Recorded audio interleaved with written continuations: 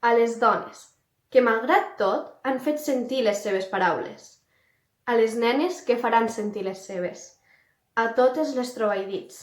El llibre que m'he llegit es diu Missió Trobaidits, de Cinta Arassa, amb uns dibuixos molt bonics d'Ignasi Blanc.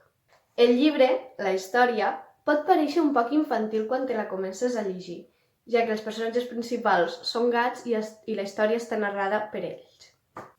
La meva recomanació, si us llegiu aquest llibre, és que per molt que al principi paregui infantil, el continuéssiu llegint, perquè explica la història real de les trobaidits d'una manera que tots els joves, adolescents, nens i nenes poguéssim entendre-ho, ja que a vegades agafar un llibre d'història costa molt, però agafar una història així costa poc. Una dona!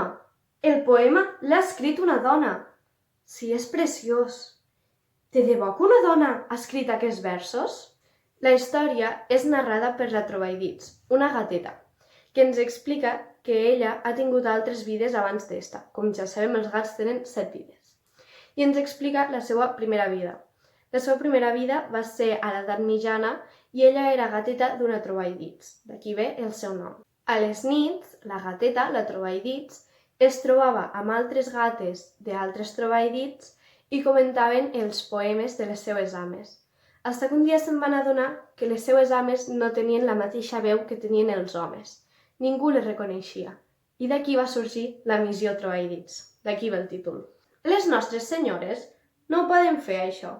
És molt trist, però les dones no poden sortir de casa quan volen. No poden agafar un cavall i anar-se'n a recitar poemes, i no tenen ningú que els reciti. I això per què? Vaig preguntar jo. No ho sé, no sé per què, però és així. Són les lleis dels humans. Mira, les dones poden sortir poc de les cases. Els homes, en canvi, surten quan els ve de gust i les vegades que els ve de gust. A més, havíem parat l'orella cada vegada que algú que passava pel carrer entonava una poesia. I res. Ni una sola vegada havien dit cap poema de cap Trobaidits.